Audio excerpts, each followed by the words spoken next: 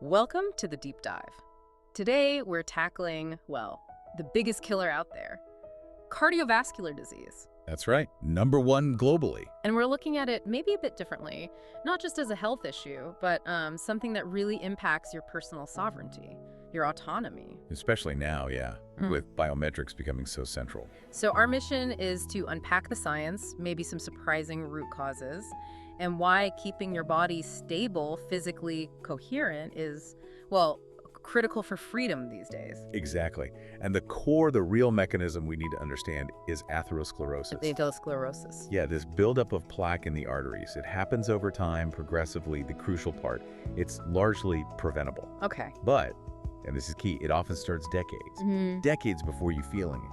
Wow. So it's not just one disease, but this plaque is kind of the common thread. It's the unifying factor across a whole spectrum of disorders, yes. Yeah. CAD, heart failure, arrhythmias, that plaque buildup is usually involved. Okay, so let's unpack that. The sources we looked at really stress that this isn't just, random bad luck or getting older. Definitely not. It's driven by things that actively injure the lining of our arteries. Endothelium, right? That's the term, yeah, the endothelium. It's a very delicate lining. So what are the big drivers, the non-cardiac ones that cause this injury? Well, a lot of it boils down to inflammation, chronic inflammation, and lifestyle factors are huge here. Like what specifically? Think chronic stress. Constantly high cortisol levels. That directly damages that smooth endothelial lining. Makes it less flexible, more sticky. Sticky, so things start clinging to it. Exactly. Inflammatory particles, cholesterol, other stuff. And then you add in sleep deprivation. Sleep. Always comes back to sleep. It really does. Consistently getting less than, say, 7 hours, that fuels inflammation too. And then there's metabolic syndrome. That whole cluster of issues like high blood pressure, insulin resistance. And diabetes, right?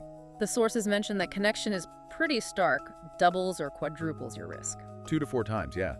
Diabetes creates this environment of constant low-grade inflammation and cellular stress. It really accelerates the damage to the arteries. So systemic instability, inflammation everywhere. Precisely. And that focus on systemic inflammation, things happening body-wide, leads us to something really fascinating. I found this part quite striking. Okay. The oral systemic connection. Oral systemic, you mean the mouth. Your mouth, yeah.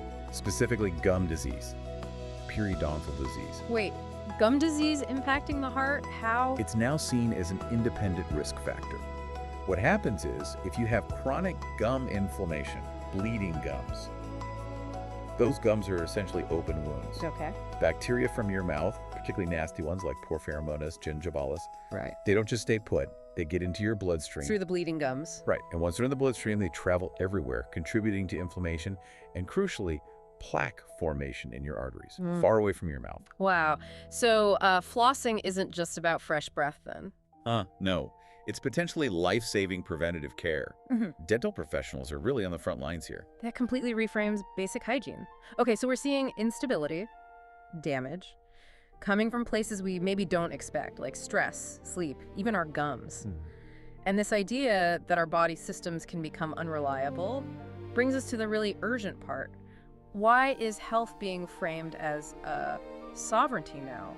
Because in the world we're building, a world increasingly run by AI and reliant on biometrics, physical instability can literally lock you out. Cock you out? How? Think about it. Access to finance, travel, healthcare, government services. More and more, it requires biometric verification. Your face, your fingerprint, your iris. Right, we see it everywhere. Yeah. Airports, phones. Exactly.